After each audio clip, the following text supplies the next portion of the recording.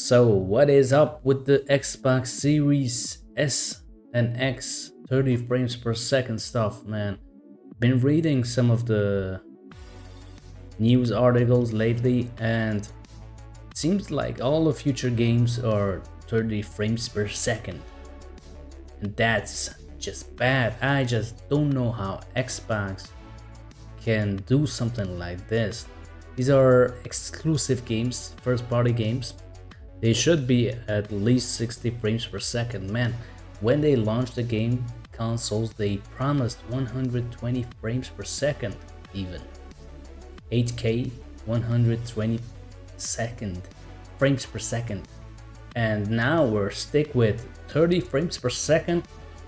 What the hell is going on at Xbox first party studios? All these studios have been acquired by Microsoft, from Bethesda to Activision lately and all the other stuff, and even games like Hellblade 2 that are just cinematics.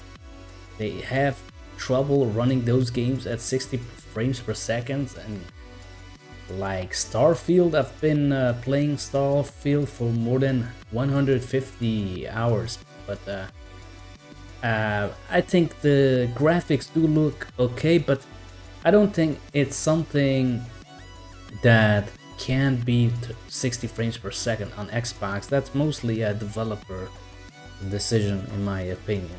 So I don't know what's going on, even with Indiana Jones coming to Xbox Series X and S. That's a console exclusive.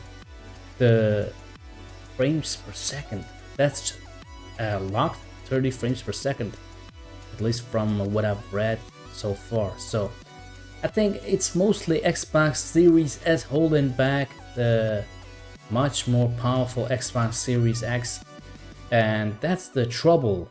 Xbox Series X can compete and is in many fields even better than PlayStation 5 with the exclusion of the solid state drive, but the frames per second and things of that nature, I think that's all because of the Series S. That little device, even though I hate to admit it because I was wrong in the beginning, I said it wouldn't hold back Xbox Series X because of the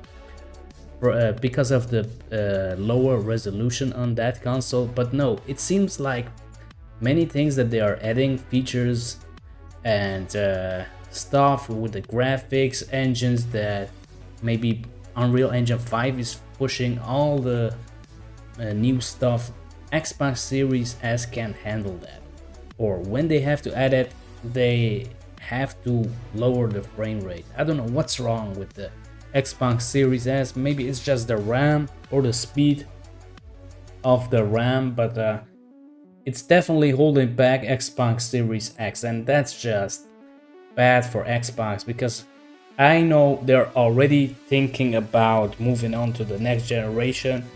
Every generation Xbox is making a mistake, and it seems this generation it was the Xbox Series S thinking that coming up with two different versions of the console, with Xbox Series S, the cheaper version, and X, different specs, would give them more sales. But as you all have seen, they have not been successful in this field because they have sold around 28 million console units, and PlayStation 5 is at 55 million.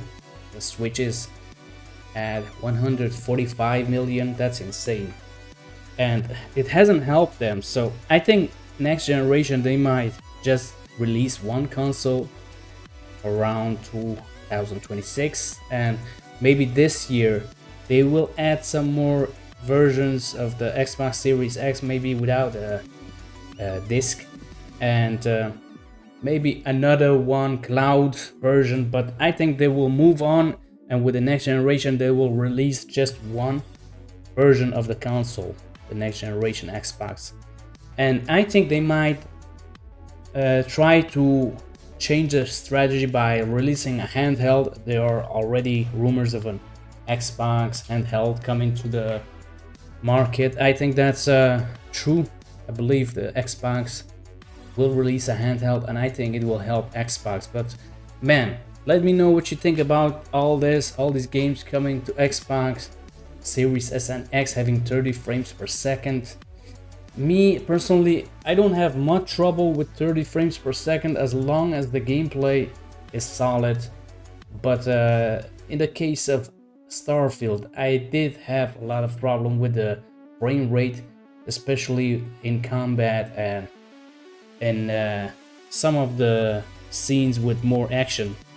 So let me know what you think, and hit the like button, subscribe to the channel if you haven't already, and I'll see you in the next video. Bye.